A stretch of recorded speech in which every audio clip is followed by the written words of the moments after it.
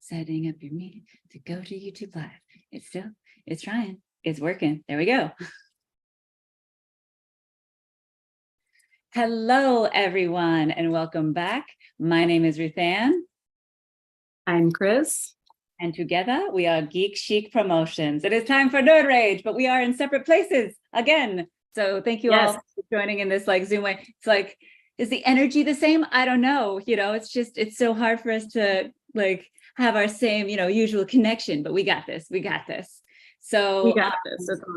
We're going to be discussing several stuff today, but first, and to me, kind of more importantly, and this is really diving into what Kris does best. She knows the comic book industry better than almost anybody else I know. And so we're going to be discussing, for people that don't know, there is a hashtag that's gone pretty viral. Kris, why don't you take it away while I share this around?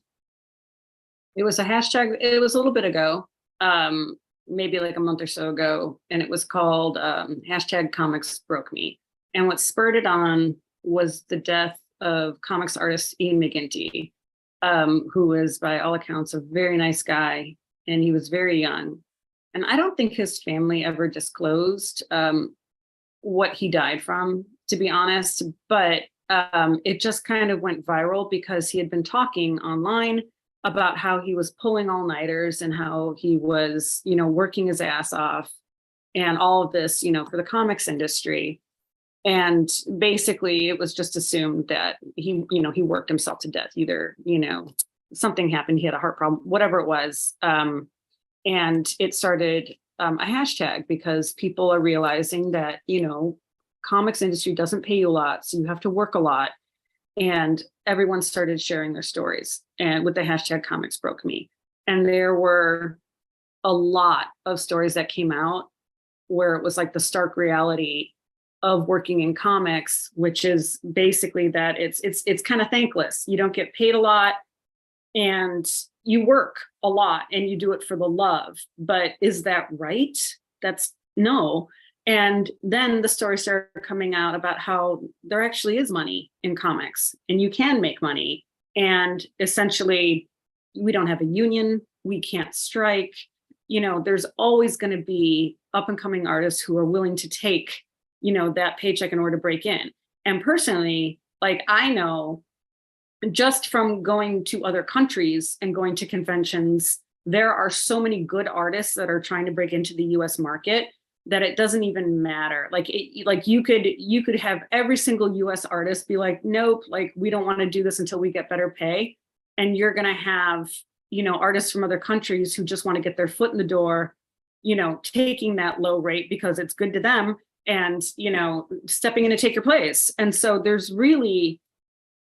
was no good way to fix the industry, and everyone keeps trying and it just doesn't work. And so this hashtag kind of brought things to a forefront. And, having worked at comic book publishers, both of us have, we know how it goes. First of all, publishers are always trying to save money. They're always going to try and pay you the least amount they can, which any company does. It's not just comics. Any company is going to be you have to negotiate for your rate. You do. You can't just walk in and just be okay, well, I know I have to go up here because you're going to come in down here and hopefully we'll meet right here in the middle. It's always like that, no matter what job you have. You have to prove your worth. But the thing is that it's completely possible. And so there was, I think, a lot of high profile artists that were hey, listen, I am making a lot of money doing this, but it's such a small percentage that it's well, how's the rest of us supposed to do this? How is this supposed to work? And essentially it was I thought it might've been the implosion of the industry. It kind of faded away, as all things do. And it's not really being talked about anymore, but it was almost kind of the Me Too movement had come, where it's it just brought it to the forefront. And now everybody's aware of it. And honestly, if you're a publisher that's still screwing over people, then you're kind of looking pretty bad right now. And practices are coming out, And it's not really a good time to be underpaying your comic book creative teams. Let's just put it that way. So, but on the other hand, it's like, what can we do about it? Just say no to jobs. It's just. And I can see how it's gone a little quiet now ever since, we have the major strikes going on with both the Writers Guild and SAG-AFTRA. So like, I can see how like, comic books, let's hold on to that. Because I did at the same time, and not to detract from the Comics Broke Me movement, but VFX artists are finally unionizing during. Yeah, I read that. Which is like really good, but it's so impossible. And like, Kris and I have worked with so many different like organizations just to raise money for some of these comic book writers who've created the biggest franchises in the world, and they can't pay their health insurance, like, because there's no union for them. And it's so messed up. And yeah, I agree. And also, there's no healthcare, there's no retirement, there's no nothing. Like you see all these older artists, sitting around in artist alleys, still trying to sell their stuff, just so they can make ends meet. And it's not right. It really isn't right. And I don't claim to have any kind of a solution to this, because God knows, like, we're part of that group that's just never going to get paid what we're worth if we stick around in the comic book industry, But also it like kind of asks the question, why does everybody stay in comics? If this is the way that you're treated, is it kind of like being in an abusive relationship where you just can't get out?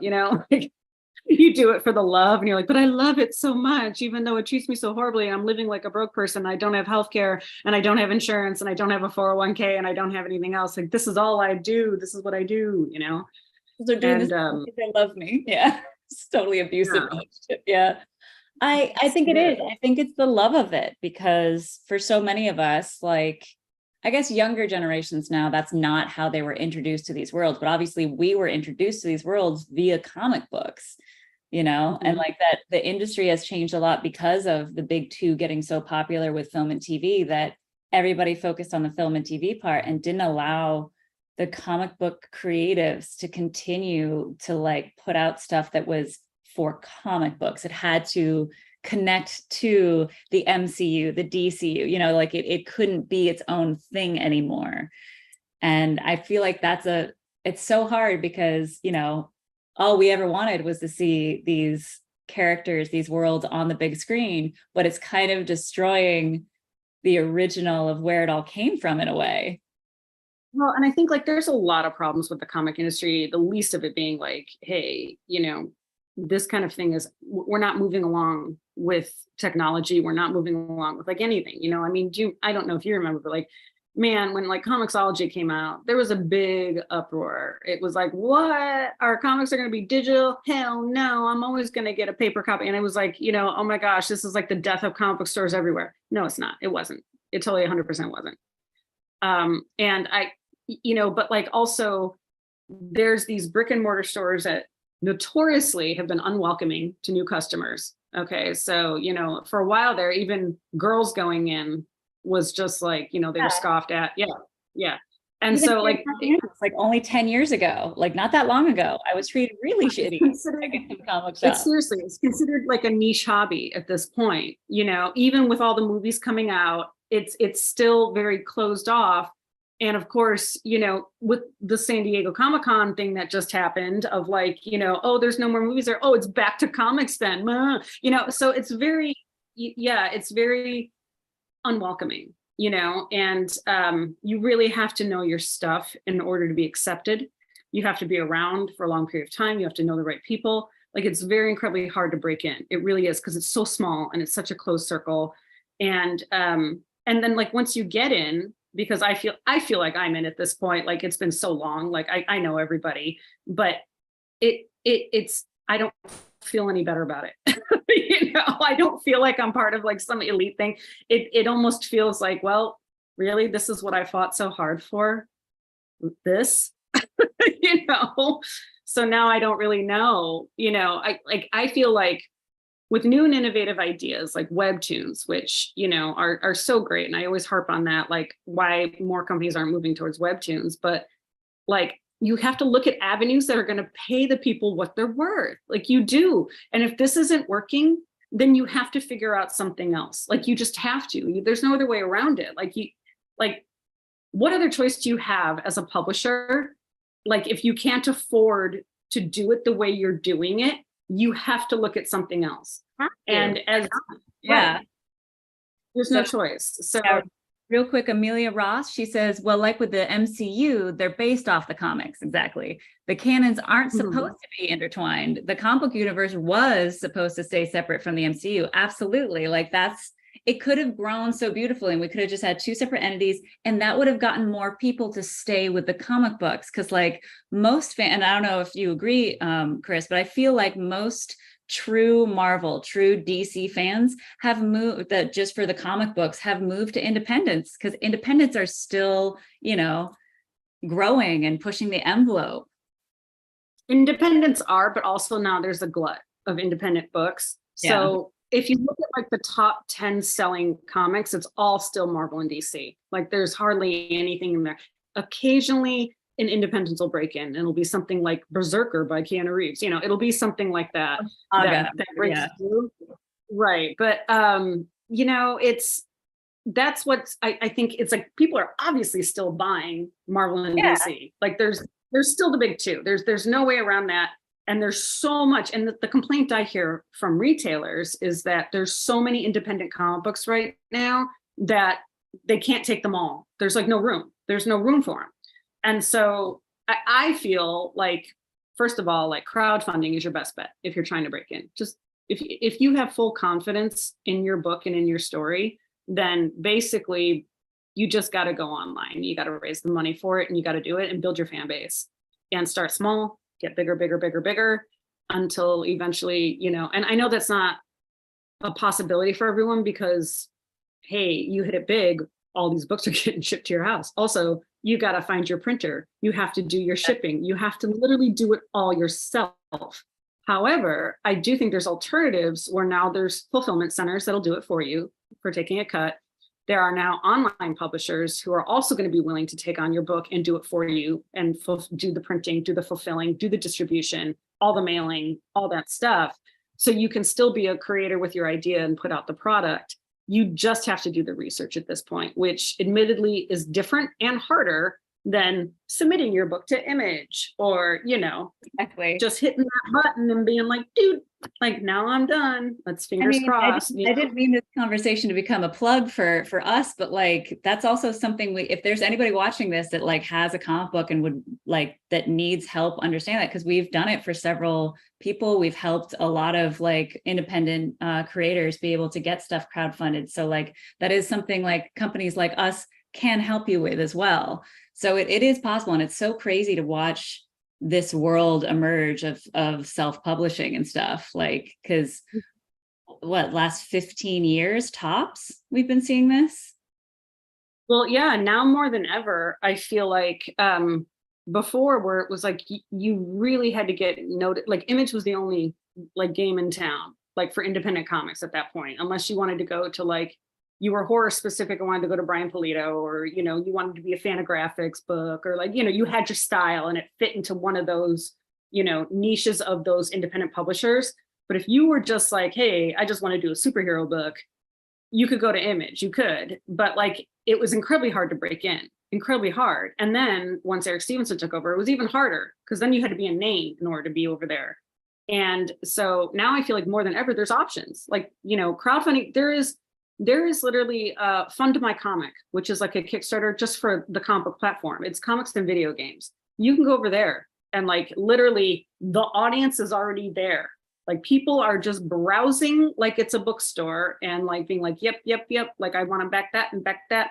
So now more than ever, I think, if you have that drive and if you want to do it, don't let the comic industry break you, essentially just figure out your way and do it. And I know it's hard to say do it in your spare time, but you're not going to be making that money anyway. Yeah. So, yeah. Right. You might as well be doing it for the love of it without getting screwed over. Yeah. And like, to go back to one of your points earlier of that, like we thought that the comic book scene would end, but like what it just needs to do is expand and just have all the different ways for somebody to enjoy the story, the comic book, whatever, because I was sure, especially at the very beginning of pandemic. So for those that don't know, the people that distribute all comic books, basically, there's like a couple ones, but really there's just Diamond distribution. And for the first like few months of the pandemic, because everything was locked down, Diamond was not distributing new books. So comic book shops for several months, did not have new books. And so, you know, and at the time I was a retailer relations manager. So I was like on Zooms talking to all the retailers, but something happened that none of us expected because like, I don't know about you, Kris, but for me, I was like, oh, since everybody's so like, this is when all society is going to change. We're all going to just be locked on our computers. Like it's going to be virtual reality from now on. But what actually happened is that the shops actually had record sales for that April and March, especially because they weren't putting any money out to get new books, and everybody was ordering because people they just wanted to hold the story in their hand. Like they were so sick and tired of looking at a screen.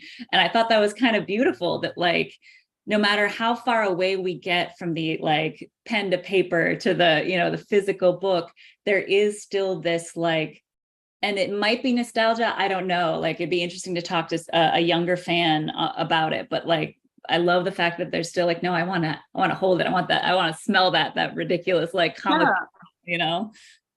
Well, there's also like other options besides Diamond now at this point. I mean, like Lunar Distribution opened up. And so everybody was switching over to there. I mean, and also, you know, booksellers like, you know, Simon and Schuster and Penguin Random House, like they're now distributing comics. And it's like, it's no longer, you know, just a monopoly. And so I feel like in that way, we're expanding in a good way, even though retailers are complaining because they don't want to have to look through different catalogs. They just want one. They want their big Diamond catalog, and that's what they want to do. And they want to look through it. And why does everything have to change and be harder? And oh my God. But you know what? It's like we have to block that out. We have to, because it's never good. Like you can complain that Diamond's the only game in town, or you can complain that it's not. Yeah, like, yeah, exactly. Like those Diamond summits where just like everybody's like yelling at them. It's like, okay, well, we have other options now. Why are you so mad? And I would say, but now I gotta look through more. Yeah, it's like, oh, okay. And just to be clear, we are not shitting on retailers. We love retailers. There are a certain type of retailers what we're talking about. We're talking about the older generation who literally what they want to do is unlock the door and lock the door. You know, that's what they want to do. That's it. But then there's like shop owners. Exactly. Ryan Leibowitz in like here in Los Angeles. There's you know, over in New York, there's Mark Hammond who has Yeah Comics and like always on top of the latest stuff and like using social media and like linking stuff and having you know, there are so many retailers that are stepping up above and beyond to like really interconnect and really like, what was it on one of our Nerd Rages years ago? We called the comic book shops like Nerds Church. Like everybody will like come there because it's still the one place. And when it is an open atmosphere where you're not being gatekept, it's a beautiful place to go and talk to people and like really like find what's going to be your story or a new story you might not have even looked at because like the cover was weird or it was a publisher you never heard of, you know? Especially because, you know, it used to be Wednesdays. Like, you know, you go on New Comic Book Day. But with all these different distributors now, it's no longer just Wednesday. And so it became like, oh man, like not only do we have to look through more than one catalog, but now we got to like, now it's no longer New Comic Wednesdays. Now it's coming on Thursdays. I'm like, you know, and it was just like, okay. Right. Now I feel like, you know. God forbid you're getting customers in your shop more than one day at a time. Right, exactly right. Like where you have them coming in 2 days a week, maybe, perhaps even 3. You know? But this is actually like a really good segue though. And I know we're kind of going off of this, but like the Teenage Mutant Ninja Turtle Mutant Mayhem, one thing that I thought was really good was that because, you know, obviously everybody knows that I work for IDW. So we put out the TMNT comic book series. And I worked on the Mutant Mayhem art book, The Art of, which isn't out yet. It's not out until I think last week of August, first week of September, sometime in there. Or wait, no, it got pushed. Sorry, never mind, scratch that. It got pushed because there was a lot of interviews that were getting done. Like we have Seth Rogen doing the intro. We interviewed with the director. We handled all that stuff, right? We hired a guy and like he went in there and interviewed it and wrote it and all this other stuff. It's a really great book. My point being is that also they, I think, included comics. I can't remember how they did it in their marketing, but Nickelodeon is really great to work with, and they're really super on board with making comics a part of their marketing plan, which I think is very different from like a Marvel and DC thing.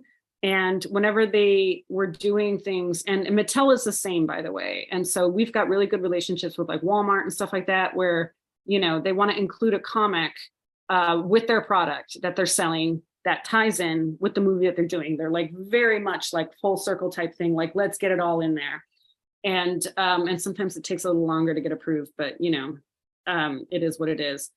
But the one thing, so I went into this movie already knowing what the animation style looked like because I worked on the book. And so, which is funny in a way, because I was really sick of seeing a lot of it. Because I was like, if I have to look at the stupid ice cream truck one more time, like it was because they're so picky. Like these visual artists were like, oh, okay, so we've got 10 of these versions of the same damn ice cream truck, and I want this version. And you put it in there, like, you know what? No, I don't want that version. Let's go back in there and do this version. And it's crazy to me. I'm like, there's no difference. There's zero difference. Like, you know, and at this point, no one looking at this is going to be like, you know, I really wish they'd use that other tweaked version of that ice cream truck. Like no one, there's no one saying that. Right? Not quite right. Yeah. But real quick, Right. kick off the comments, because this is a perfect segue. Amelia also said, for growth in the industry, you have to get away from the monopoly. Creators got tired of the gatekeeping and found a new way. Absolutely. And it's interesting, like hearing Kris talk about how IDW is like really great with connecting with like everybody versus like sometimes with DC and Marvel, there's so many book like boxes to check and stuff. And then Akobe, hey Bay, welcome back. He said, I'm happy The Last Ronin is getting a game. TMNT comics are great. Absolutely. Yeah. Absolutely. And, you know, and I oversee the collections aspect. So I'm always working with our senior editor on that, Charles Beecham. And so he oversees that, and with Heather Antos, who is the group editor for licensed properties. And so we all work together. We have weekly meetings and we figure out all of the TMNT stuff all the time. Like it's just, we're heading into our 40th anniversary. So there's going to be so much TMNT stuff coming out next year that we're already planning. It's great. It's honestly, it's awesome. Okay, so here's the thing about that though, is that animation style was unexpected for me. Like I saw it in the book and I was like, what the hell is this? And it wasn't until I went and saw the movie and I was like, shit, it kind of works. Like this works. Yeah. Right? Yeah, you thought that weird, like it feels like a painting, but like a 3D, like claymation animation at the same time. And it looks so sloppy, but then you get those amazing, like I love like the little shine in their eyes and stuff. Like it's so wonderfully detailed. But yeah, I can't imagine seeing it only in 2D at first and being like, really, you're gonna do this artwork? Yeah, okay. When you just no context. Yeah, zero context. There's no, and like literally the personality of the characters is what kind of makes it, the personality of the characters and the locations, like it's incredibly New York. Like I look at that animation style, right? Yeah. And it's just like that, it's New York. Yeah, it was crazy how well it worked because I wasn't really crazy about looking at it. Yeah. So like I admit I went into watching this movie expecting I wasn't going to like it because the last Teenage Mutant Ninja Turtle series that I loved was Rise of TMNT.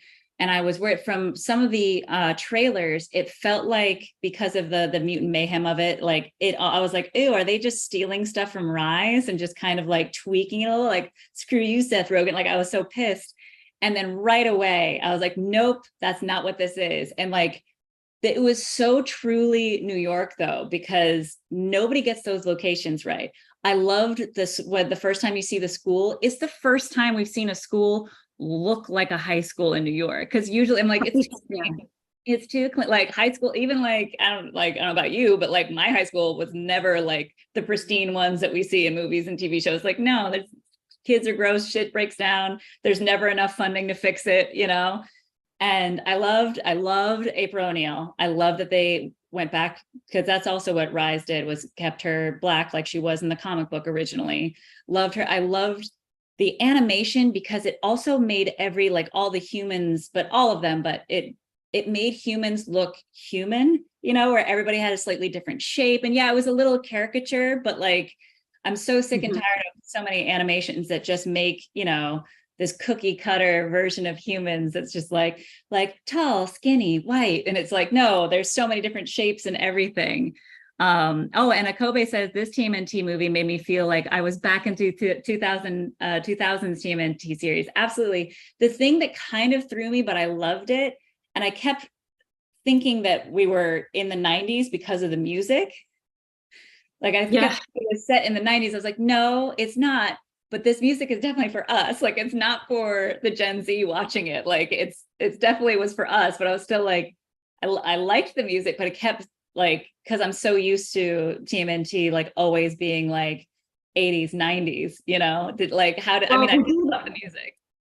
They did have like a little throwback to like Vanilla Ice, which I thought was fantastic with the Go Ninja, Go Ninja Go. I got that. I had that cassette tape. Do you understand how many times I listened? I stole my brother's Walkman. I listened to that thing so many times. And as soon as it did, I was like, yeah, I saw Vanilla Ice do that song live, and it was incredible. Amazing. I know. Yeah, it was like, that was hands down, aside from like Ice Ice Baby, he got the biggest cheer on the Teenage Mutant Ninja Turtle song. So yeah, that was fantastic. And I also I think Seth Rogen, this is like his real love letter to Teenage Mutant Ninja Turtles, because he really did it well, and his print was all over it. Like, it really was, and not in a bad way. Yeah, which was so cool. And I didn't know. Yeah. So I was worried, because I sometimes, you see these actors get this, like, because they're famous enough, they're like, well, I can do anything I want, even if I'm not a big fan of it. And you're like, oh, don't mess it up though. This was great. And I loved, like, they did a great job of it still feeling like the origin story, and still in world, but now we have like this very new version of TMNT, and like, and yes, we got Shredder in the last little clip at the end there, but like, there wasn't Shredder, there wasn't the foot, there wasn't, and I love the brothers aspect. Like, they did a really great job with like the brothers. The one thing that was awkward was the milking. I kept being like, oh. I know this is like a funny joke, but I don't like it. Like, it makes me uncomfortable with these like 15-year-old teenage turtles talking about being milked. I was like, and then the machine called the milking machine. Like, I don't like this. They totally ended up getting milked. But also that is very much a Seth Rogen joke too. Like, yeah, like no, if you think, we don't even have nipples. Like, how many times that came up? It was so funny. The throwaway lines were on point, and like the amount of references they made, and it made me, I got emotional at the end. Like, it made me tear up. It was so good. Akobe says, I do think Seth Rogen could definitely do The Last Ronin once he does a few of these films to make it its final film. I could see that. It's always funny. I picked one. Huh? I said that's a tough one, only because The Last Ronin it's kind of I don't want to say it's serious, but like, it's more serious than what Seth Rogen is. And so I'm like, I'd be interested to see, how that would work out. He could probably do it, but also I think like one of the biggest pluses was that they actually had kids doing the voices for the turtles. Yeah, because even with because I grew up loving the live actions, I loved those movies, but they were like men, and it just like, it made it so much better. Like, hearing it did throw me off, because again, I was so used to Rise where Mikey is the littlest, so he had like a much younger voice, but in this Donnie has like the youngest sounding voice. And I love, like, it made me tear up, because like Raph was dealing with his anger, and I love that him and Bebop and Rocksteady like connected. It was like, yeah, right, you get angry too. And then when Bebop and Rocksteady realized, it was like, wait, it's because of him we're angry, and then there's like the father figure aspect, and like, Sorry, I just remembered Splinter falling in love with the cockroach lady. Whatever that thing Getting- was. getting attracted to her. Dad, oh God. So gross. It was so gross. There were to me, it's funny because for me, I don't like gross stuff. Like even like, that was one thing that was hard for me when I was a kid, when Ren and Stimpy came out. Like I was like, I like some of the jokes are funny, but it gets so gross. And like, even with poor April, when she puked. Oh, and I love like Donnie's Leo's crush on her. Like everything was just really, it was really fun. It felt very much in the spirit of TMNT, like across the board, because it had little hints of the comic book. It had little hints of the like 1990 like cartoon show. Like it just, I was really surprised. I really liked it.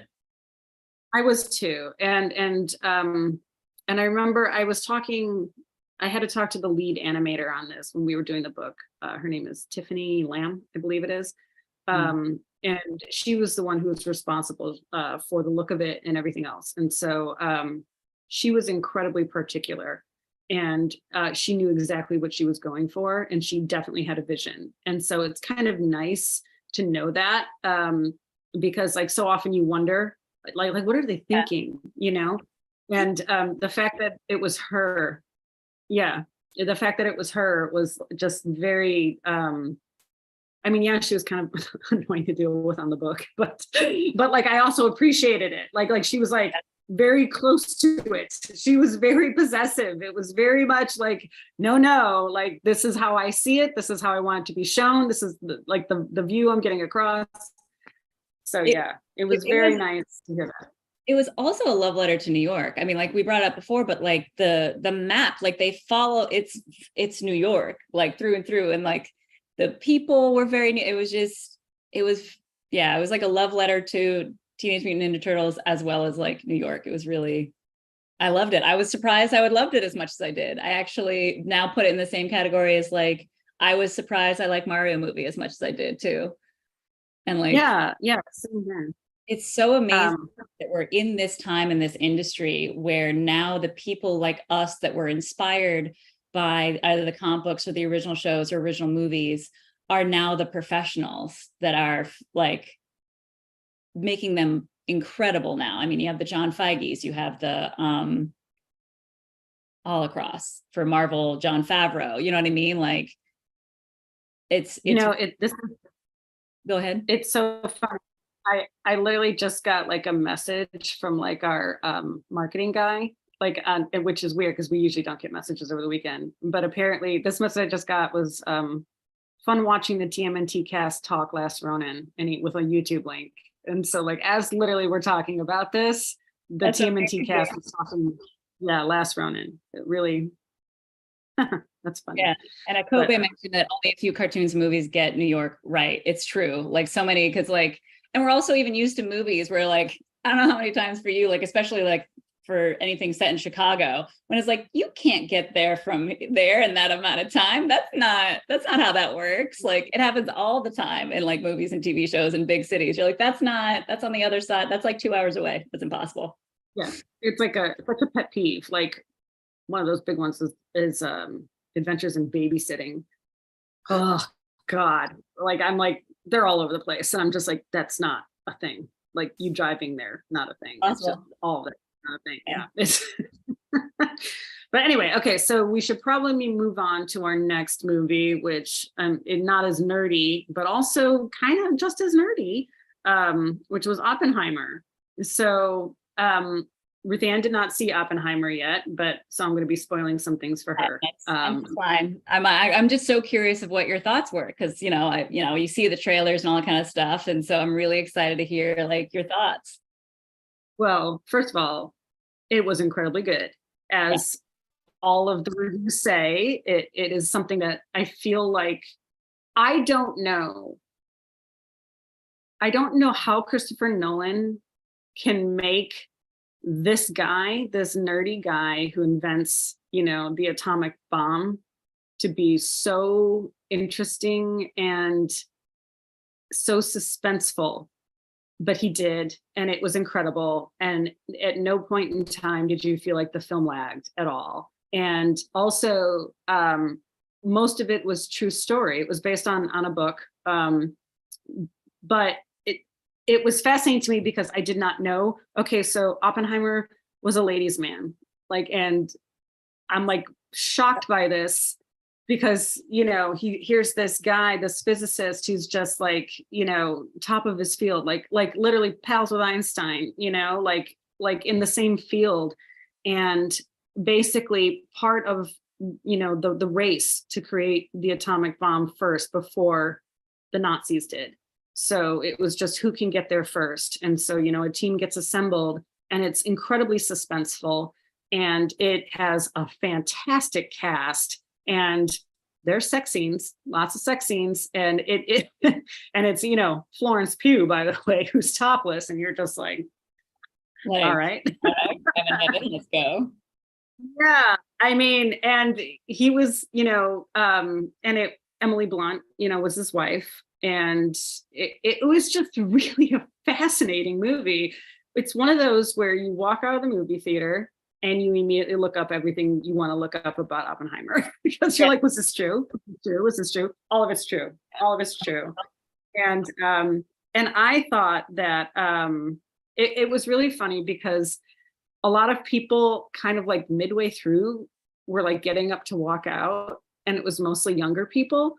And so we were kind of wondering like if they thought maybe the Barbenheimer thing was like, did it have to do with Barbie or something? Like if they were like thinking it was a similar movie or like whatever, and they're like, that's also what we expected. And so they left, but I don't know. But like it doesn't make any other sense because the movie was so good. It was really like entrancing. Like I yeah. And it was, I think Christopher Nolan, this has to be one of his better movies because I've kind of fallen off the Christopher Nolan train. And especially after like reading how he doubles down about his sound mixing, you know, because you can't hear, like ever since Bane, you know, you haven't been able to understand people because the music kind of like overwhelms them. But it's because, you know, he refuses to fix that in post. He just lets it stand the way the camera records it. He doesn't do any ADR or anything like that. And that's, you know, that's a choice. That's a choice. But subtitle, because I'm the queen. I love watching subtitles. Love me some subtitles. So like I wonder if like that can catch it or not. But yeah, because I mean I same. I kind of fell off the Nolan thing a while ago, and I'm like, oh, he's like some of his stuff just feels masturbatory, you know. And I was like, oh boy, like that was like I never let you watch Oppenheimer. I'm good. Yeah, I never watched Tenet. I skipped Tenet because I just did not hear a good thing about it. And when I did hear a good thing about it, it wasn't that good. So I skipped that movie completely. But this one was really, it didn't have that sound problem except in like two places where the music kind of overwhelmed. But for, you know, a whole movie that was 3 hours long, it didn't feel 3 hours. And also I didn't have any problem understanding anybody. So that was good. And the intensity of the music, like just really brought it home. It was like such a good, like, it was so well done. It was so blended. And it just kept escalating and escalating and escalating to like, you're like, how much more of this can I actually take? You know, and especially for a movie that like had like no action scenes, you're just like, where am I? Yeah, he used cutaways really well. Like it just everything was really well done. Like and Robert Downey Jr. was amazing in it. Just oh my God, like, you know, I've been disappointed in Robert Downey Jr. like ever since he stopped doing Iron Man. Like he hasn't had a good movie. Like what did he do? Like, you know, I don't know. He did some really stupid shit where he was like years ago, but this is when he was still Iron Man. He did a really amazing movie that hit me pretty hard. I think it was called The Judge, where his that was so good. But yeah, I haven't seen him in anything after he let go of Iron Man. That's a good point. But it is so nice seeing him like he is an excellent actor, you know. Yeah, he was really good in this. He was excellent. He kind of played he played the guy who was out to get Oppenheimer, like because of a perceived slight. And so that was what the whole movie was based around. It was kind of like a retelling, like they're in court and they're like retelling the chain of events that happened. And it was like, yeah, I highly recommend it, to be honest. And I can see why it was like the two big movies, Barbie and Oppenheimer. I can see why they were so vastly different, but also both of them incredibly fascinating. And just, it was definitely wouldn't have seen it as a double feature, because one's like, Oh, that's bright roller coaster. No. It was too much of a roller coaster ride. I would have been like, like can't do that. But yeah, so I honestly did feel like, it should be seen. It's like a part of history that like most people don't know about. And I like the way at the end it was more like, oh, and now we're going to start working on the hydrogen bomb, and you're just like, oh my God, more like world ending stuff. Yeah. Cool. Yeah.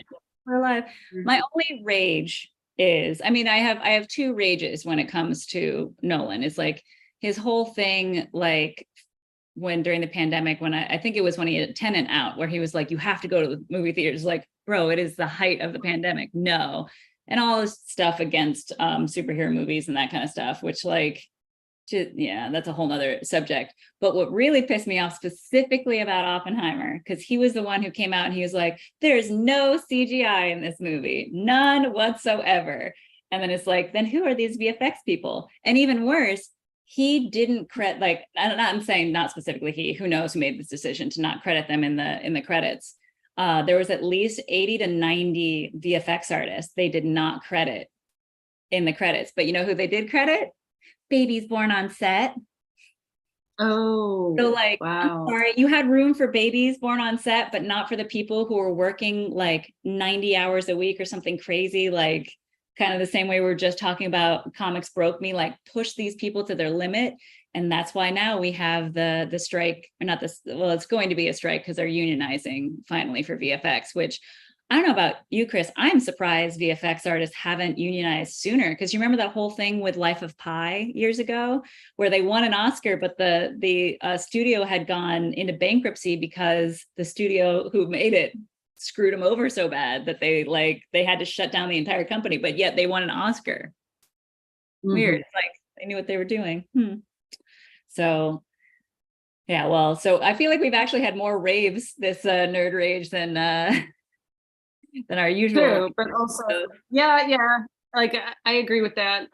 But it's so funny because you pick these things and you expect to be angry about them. You're like, oh, that wasn't that bad. Because honestly, TMNT, I expected to be like, I don't like this animation, and like, I was same. So. I was so sure I was gonna be like, all right, let's take this. Oh, I love it. This was really fun. Like so Kris has watched stuff with me, and she knows when I get into my little kid mode, like I'm literally on the edge of my seat and I start like being like, oh, like I get really excited. Like TMNT did that to me, and I haven't felt that way for like Teenage Mutant Ninja Turtles in a long time. So like, thank you, Seth Rogen. I never thought I'd say this, but thank you for making like a really heartfelt, like very fun TMNT movie that like crosses over through the comics, through the 90s show. And like, it's still like, I feel like, and I'd be really interested to see like how much like younger people liked this movie, because I think for both like Gen X and for like elder millennials, this was like, it's perfect. I agree. Yeah, it was very surprising. Like I wanted to see it. Like obviously I knew what was going on with it, but yeah, and I didn't really have good feelings about it. That's why it was so surprising. Like I was like, just it was really weird. Like, and I was on my side, I was sure it was just going to be like stealing stuff from Rise of TMNT, and it was not at all. It was very different. It was very its own thing, but it was still very much Teenage Mutant Ninja Turtles. And I got emotional at the end, especially like when Splinter is realizing like that he could have turned his boys into monsters because he was so anti-human, and it's so interesting because like now more than ever, we're dealing with racism and just homophobia and transphobia and like all this bigotry. And like, it just takes people actually seeing each other, you know, and not just putting the label on it. And like, it was well done. I liked it. I'm still shocked. I agree. Yeah. So we don't even know what we're talking about next week yet, though. Next week, yeah. But a good way to find out what we're going to be talking about next week is to sign up for our Substack. So we have the link in all of our bios. Make sure to, like, even on here on YouTube and on Facebook, make sure to link, subscribe, you know, hit that notification bell, all that. But if you sign up for our Substack, we do have our weekly newsletter on Wednesdays that go out that will like list out what we're going to talk about for Nerd Rage and the Ruse Tuesday following. So if you guys saw, we will be discussing, like, there's a lot of rage that might be happening on Ruse Tuesdays, because there's a lot that's been going on in the Star Trek Strange New Worlds, and the season ended, and just, we won't talk about it here. There's so much to discuss. So please, everybody, make sure you tune in for that. It is every Tuesday at 12 p.m. Western time, and then that would be 3 p.m. Eastern.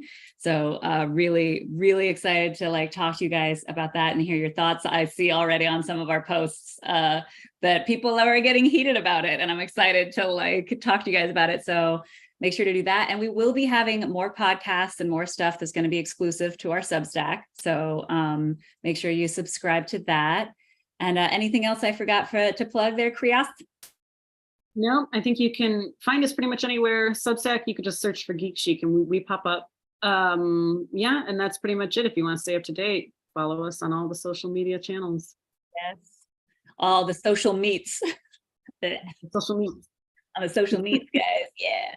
Well, thank you all. Kris, enjoy the rest of your little vacation. So it seems like I don't know if you guys have been noticing. So she's not home. This place is where she's been staying, and it looks so Kris. Like, even like because it's very much in style, like the colors are very Halloweeny. So if anybody deserves like a really fun, very, you know, like perfect vacation, it is this woman right here. So very, very glad. But we will be back together in the same place, same bad time, same bad channel next week for 10 a.m. Sunday Fun Day. So thank you all again so much, and we will see you next week.